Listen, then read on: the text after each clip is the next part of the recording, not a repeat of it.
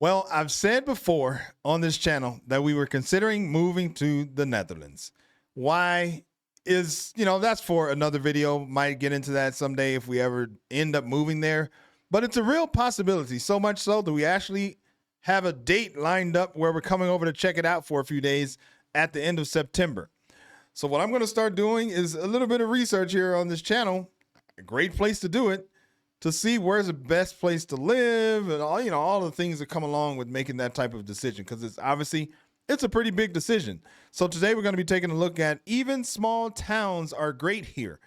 5 years in the Netherlands by the legend, Not Just Bikes. Link will be down below so you can go over and support their channel. Although if you're watching this, you probably already subscribed to their channel because they are amazing. And this is older. It's a couple years old. Some of the footage in here is quite old because I think even back then for him, he brought in some of his old videos, and I think he's been there like 6 or 7 years or something like that. So, but I figure if I'm going to find a video that talks about the Netherlands, then Not Just Bikes is the one to do it with. So before we get going here, go ahead and like the video. Let's see what we can see. We've lived in the Netherlands for 5 years now, and during that time we've been to many different cities and towns. Now, obviously I talk about Amsterdam a lot on this channel because that's the city I live in, but I routinely show clips from other places that I've been to in the country.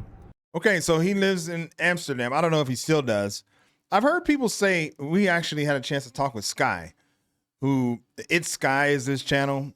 He's a great guy. Hopefully we get to meet him when we come over there. But he lives, I believe, in Haarlem. And he was saying that, he said this in videos before, that he wasn't really vibing with Amsterdam. So I don't know, I'm curious. No, and as this video is going, put in the comments your suggestions, best place to live, neighborhoods, all that, because we don't really have an idea. But that's why we're going there at the end of September. So he lives in Amsterdam. A lot of the time, I didn't go to these places specifically to film them. They were just some of the places I had to go because I was going to an appointment or visiting friends or just living my life. And while I grabbed a few video clips here and there, I never collected enough footage to make a complete video about any of these places, especially in the early days.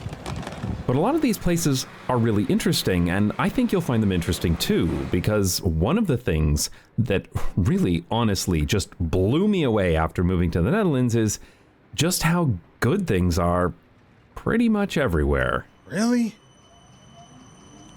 Oh. Dang, I don't know. We have this dilemma. Spain is awesome. But when you got to have a visa, you got to stay here legally. And a lot comes with that. It's not just Lisa and myself. It's us and our 2 adult boys that can't go on our visa anymore. So we got to keep that in mind of where they can go legally and all of that. So I'm just giving you some of the reasons that we're considering leaving Spain. But he said everything is just good everywhere. Wow. I know people are from the Netherlands. Tell me what you think. I've had people say, why would you want to leave Spain? I don't know. When we got to the Netherlands, we tried to get out of the city as much as possible to get to know our new country. Wow. Before I had a YouTube channel, I used to take photos or videos of things I found interesting, and it's really funny to look back on a lot of what I thought was worth filming. Most of these videos are too short as they were never meant to be posted to YouTube, so you'll have to excuse me if I have to loop some of them. So anyway, Let's begin. We have visited the city of Haarlem several times, both before moving to the Netherlands and after, as it's an easy trip from Amsterdam by train. Visiting Haarlem for the first time was a really eye-opening experience for me, as it was the first time I realized that even a city of about 160,000 people could be really active and lively, and I talked about that in the very first video on this channel. 160,000? That's a pretty good number. The college we went to, the college town we went to, was the college we went to, the town of that college, oh my God, was 60, 65, and it was kind of small, but 160, that's a pretty good size. My hometown has over 3 times the population, and you'd need a 50-car pileup to see this many people outside of their cars at one time. Yeah. This is entirely because of the design of Haarlem and its pedestrianized city center. I took our kids to Leiden to visit the Natural History Museum, again, trivially easy to access by train and a short walk. This is literally the I think that's actually where we're staying when we visit. Right outside of Leiden. So we'll be, it's like, I think it starts at a P or something. It's somewhere right around there. We wanted to stay in Haarlem, but it's pretty pricey. I took our kids to Leiden to visit the Natural History Museum, again, trivially easy to access by train and a short walk. This is literally the only video I took of Leiden, this crosswalk. This amazed me because it was such a safe crossing, where the street was narrowed with this big pedestrian island. Oh, okay. I was clearly easily impressed in those early days, but seriously, this would not exist in any city this size in Canada, and that's really sad, right? I did a similar thing in the town of Harlingen, where the only video I took was this one. Again, of a safe crosswalk. In this case, the crossing is raised to slow down drivers. If you live in Canada, you have to get all your neighbors together and fight for years. It didn't slow down that car. On drivers. If you live in Canada, you have to get all your neighbors together and fight for years to get something like this installed. But in the Netherlands, they're just all over the place and usually installed by default. For a while, we were attending some speed cubing competitions. This meant that we had to travel to some very random places in the Netherlands. What? This is Lent, which is basically a suburb of Nijmegen. We hadn't been in the Netherlands. Nijmegen. I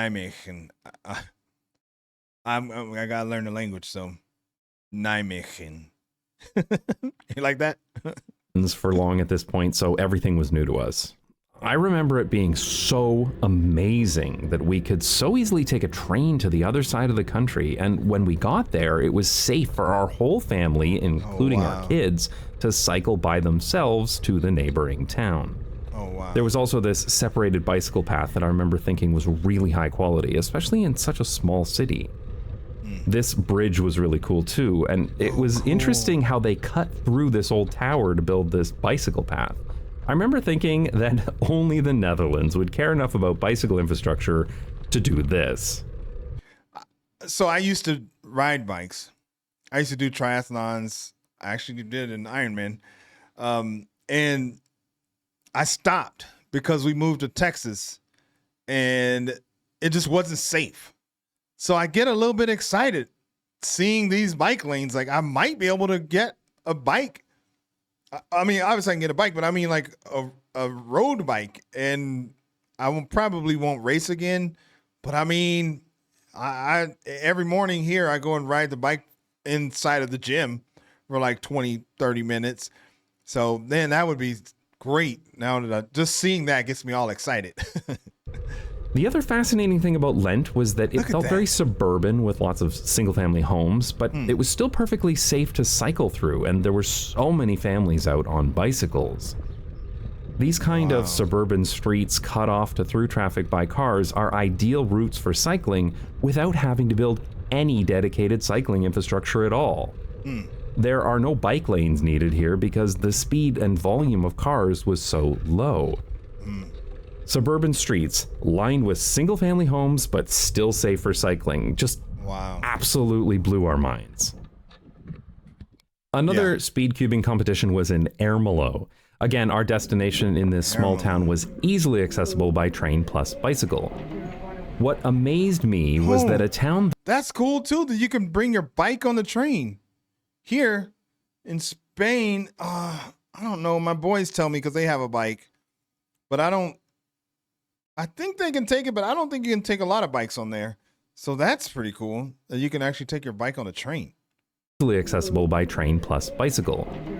What amazed me was that a town this small, 27,000 people, would have so many trains going to it, and with a ridiculous amount of bicycles parked out front. The other thing that surprised me was the traffic calming. That's the infrastructure that's used to slow and restrict car traffic. So many streets were cut off to car traffic, and again, it was easy to cycle everywhere without any dedicated cycling infrastructure. I talked about this in one of my very early videos about traffic calming on this channel. This one little town had more traffic calming measures than I've seen in literally any city of any size in Canada. And when it comes to small towns in Canada, they're all extremely car-centric. They are legitimately terrible places to be, despite them being small enough to easily cycle from one end to the other. Same thing in the U.S.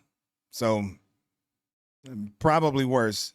Actually, I don't know that it is, but most things in the U.S. are worse. Obviously, that's my opinion, okay? So being in a small town that wasn't lined with strip malls and overrun by cars was just incredible. It really became clear to me that to make a place friendly for cycling, it was more important to restrict cars than it was to build a bunch of expensive bicycle infrastructure. After all, protected bike lanes are really just an extension of car infrastructure, right? You don't need bike paths if you don't have a lot of cars. True. That's true. We also attended a speed cubing competition in Veenendaal. This town deserves its own video someday, as it's often considered Okay, so it must have been his son or somebody that was in the speed competition in Veenendaal. This town deserves its own video someday, as it's often considered to be the best city for cycling in the Netherlands. What? The exit to the train station is right at this nice cycling path, and it connects directly to this pedestrian. Oh man, that looks great. Lisa's gonna lose her mind. She keeps saying she wants a bike here in Spain. Oh man, shoot. I mean, we haven't decided 100% that we're moving there, but man, it's like it's probably like a 70% yes without going there. We got to go there. We can't be that irresponsible. So we got to at least see it, but it just lines up with all the visas and everything. So, and it looks amazing. Oh man. Shopping is right at this nice cycling path, and it connects directly to this pedestrianized shopping center. Totally accessible by foot or by bicycle without ever interacting with any cars at all. And this isn't even the main train station. This is the suburban station in a place with only 65,000 people. I would absolutely never see this in Canada anywhere, never mind the suburbs of a small city. We took a vacation to Terschelling, an island in the north. Terschelling. North Sea. I was amazed that we could take a train directly to the ferry, and when we got to the island, we could rent e-bikes and cycle everywhere. We were even staying on a farm, like an actual rural farm, and it was still easily accessible by separated paths that were only used by bicycles and tractors. This country never ceases to amaze me. Oh wow, look at that. We went on vacation to a small camping area outside of Ulmen. Again, small town, 18,000 people. Obviously, a lot of people drive here, but there are still alternatives for walking and cycling. I drove around to take a look at the town and saw traffic calming everywhere. Look at the traffic calming on this main residential street. There is no way this would exist in a town this small in North America. This street would be wide and straight, high speed, and have lots of cars. People would have signs on their lawns telling drivers to slow down, and nobody would let their kids out in the street. It's just a totally different way to design a residential area. I was also surprised at how good the new road infrastructure was. You can see a very clear separation between streets and roads. There are no stroads here. No stroads. For example, the businesses in this industrial area were accessible by streets separated from the main road, and accessible by roundabout. I talked about this in more detail in my video about stroads. I watched it. Good video. If you haven't watched it, check it out. Of course, there was a train station with a huge amount of bicycles outside of it. Wow. Again, this would just never exist in North America in a town this size. We also stayed at a campground near a Diepenheim, and I had to drive there to buy groceries. I think this place surprised. Campground? That sounds fun. Diepenheim. Well, me and Lisa have been on this kick of watching these scary, like bad things that happen in the woods or whatever. But I don't know. I don't even know why I said that. Just because he talked about campground. So it reminded me. But I do love camping. So that sounds like it would be fun too. Campground near Diepenheim, and I had to drive there to buy groceries. I think this place surprised me the most because less than 3,000 people live here. And yet there were lovely houses on small streets, traffic calming, of course, and people of all ages cycling everywhere. What was even crazier was the time we ended up in Utrecht. There was nice traffic calming everywhere. We saw lots of people cycling, but I really wanted to film this because it's a great example of rural transit in the Netherlands. A bus stop with a bicycle rack so that people can cycle to the bus stop. Oh, cool. That's a great idea. And this bus stop has buses that come every 12 minutes. Oh and my get this, God. for a village of 265 people. Wow. I know of cities 1,000 times that size in Canada that have less frequent bus service. Yeah. And if you have 200 people, then they're just going to be like, there's not going to be a bus station there or bus stop. Wow. I know of cities 1,000 times that size in Canada that have less frequent bus service. We took our kids to the Bonami Computer Museum in Zwolle. This is on the edge of the city, about 4 kilometers from the train station, but it was still trivially easy and safe to get to by bicycle. The population of Zwolle is about 120,000 people. It was amazing to us how even these places in a random business park at the edge of a small town were still accessible to us with a train plus bicycle combination. I had never seen anything like this before. Also, the computer museum is amazing. You should go if you're nearby. Oh, wow. Cool. We stayed for a few days at a campground near Assen, so I took a drive into town to check it out. Of course, I was able to easily pick up an Fiets rental bicycle from the bicycle parking garage at the train station. I wanted to come here because David Hembro, a British blogger who runs the blog A View from the Cycle Path, lives in Assen and talks about it a lot. It was again an... Really? A View from the Cycle Path? I got to remember that. He lives there? From the Cycle Path, lives in Assen and... Oh yeah, he lives there. Oh, cool. Talks about it a lot.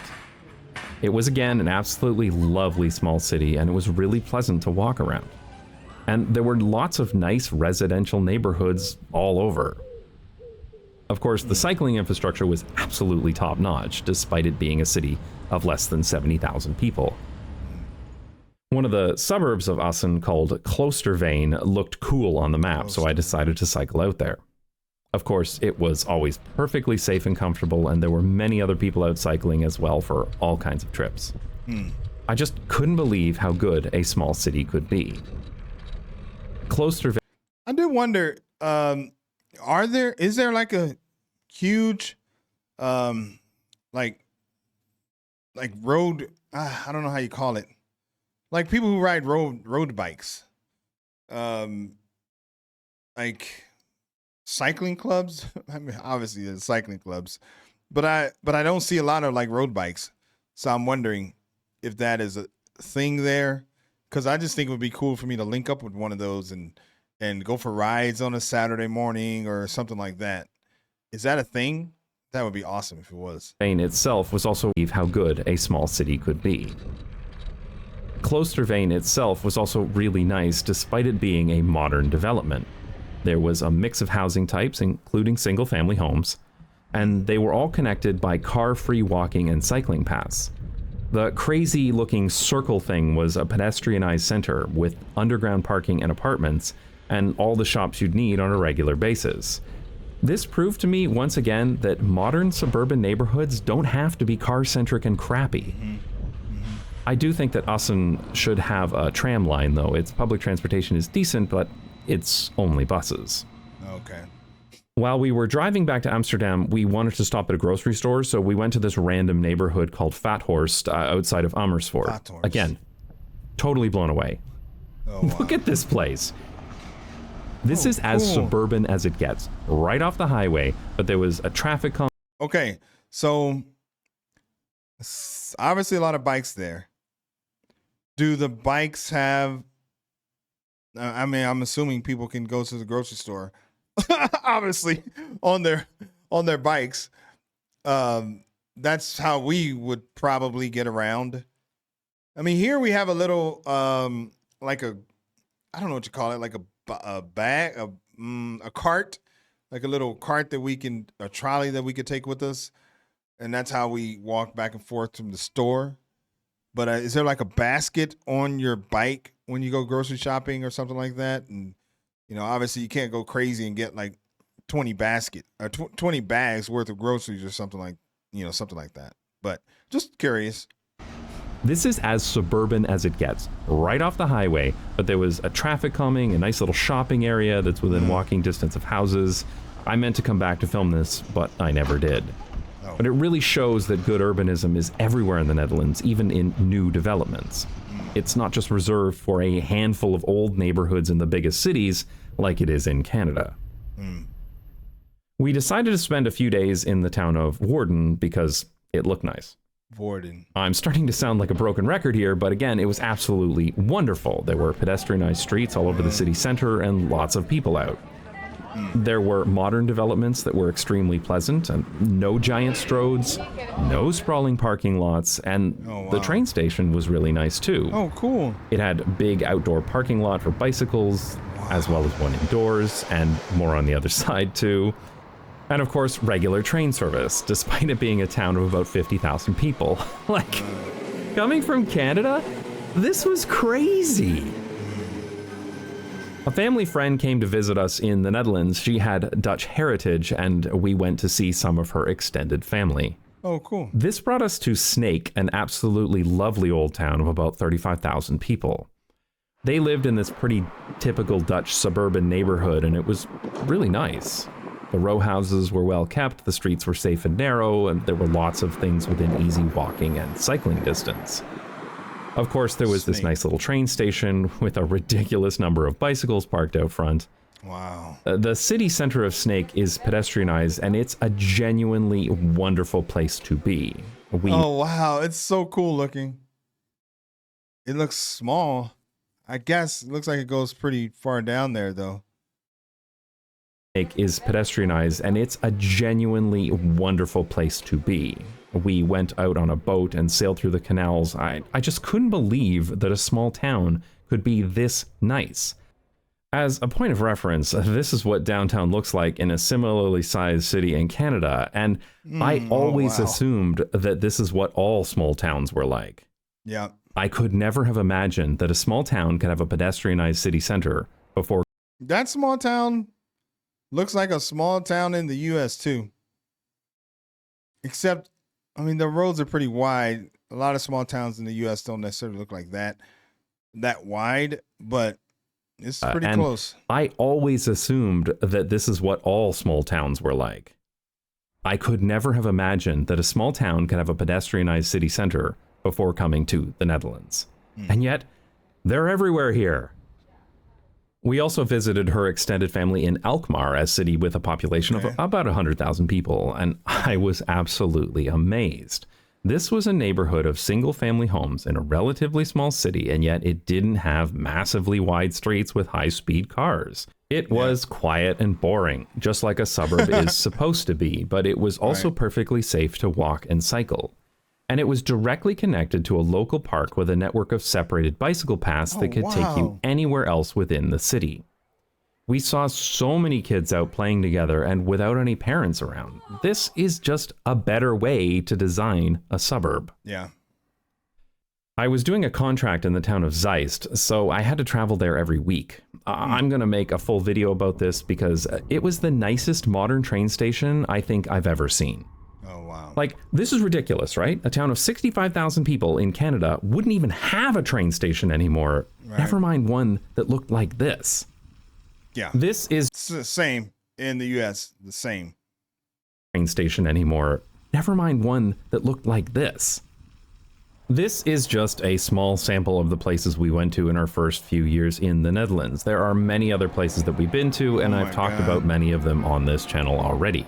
I have another YouTube channel where I live stream my bicycle rides, and these live streams show a totally unfiltered view of what it's like to cycle in the Netherlands. I started doing these rides because I wanted people to see what it's really like here in between the places I choose to film. And it's nice pretty much everywhere. And that's really what I want to make clear to people.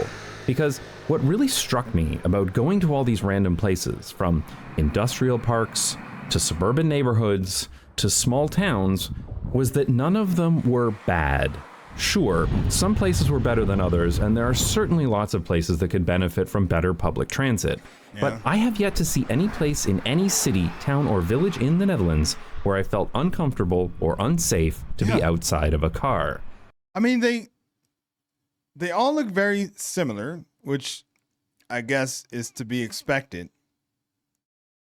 Can you ride like all across the entire country? I mean, I know obviously that would be a lot, but it seems like it would be doable. And then like bike paths to go all across the country. It has to be that, and there has to be some group that does that or makes it a thing. Or are there bike tours? Like I know in the U.S. in certain places they have like an Airbnb where you can get on the bike and you can go to one Airbnb, and it's like a group where you go from Airbnb to Airbnb. I don't know.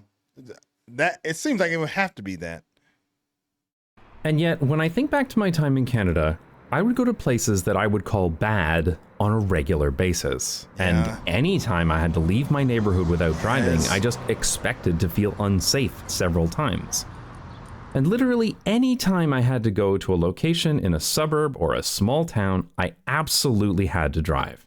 And I was surrounded by 100%. Garbage like this most of the time. Yeah. What's funny is that after a few years of living in the Netherlands, my idea of bad has shifted. For example, I absolutely hate Zijlstraat in Amsterdam, and I avoid it whenever possible. But in Canada, this would be considered one of the good places. Oh my God. This is what motivates me to keep making videos on this channel. I want people to understand that I'm not just seeking out the best parts of the Netherlands to highlight while ignoring the bad parts. There are no bad parts. Or if there are, they're so few and far between that I haven't seen them. A great example is my video about this business park by the airport. I just could not believe that a business park by the airport could be easily transit accessible, safe for walking and cycling, and even nice looking. Or this random business park in Amsterdam with a beautiful two-way bicycle path running right through the middle of it. I spent huge parts of my life going to business parks in multiple US and Canadian cities. They all sucked. All of them, without exception. I always assumed that's just what they were like, and yet, apparently, they don't have to be. And the same goes for small towns. I hated small towns in Canada. They always looked like garbage with giant parking lots and a high-speed strode running right through the center of town. And yet here, the small towns were lovely, and they were usually easily accessible by public transit. And they almost always had some kind of pedestrianized area. Wow. 5 years of living in the Netherlands has changed me. That looks amazing. How would you like to live there? Forever. I can absolutely never go back to the life I had before. And the other great thing about living here for 5 years is that I'm allowed to apply for a Dutch passport, which is great because after traveling the world, I finally found the place I want to live. And I have absolutely no intention of ever going back. Oh, wow. I'd like to thank my supporters on Nebula. I mean, that's us. If we went there, we would probably get our Dutch passport, I think after 5 years. And I don't know, maybe surrender our US passport. I think it's kind of come to that. So, but man, that looks amazing. I can't wait to go over there. It's the end of September, so I don't think it's going to be getting cold. It might still be nice weather.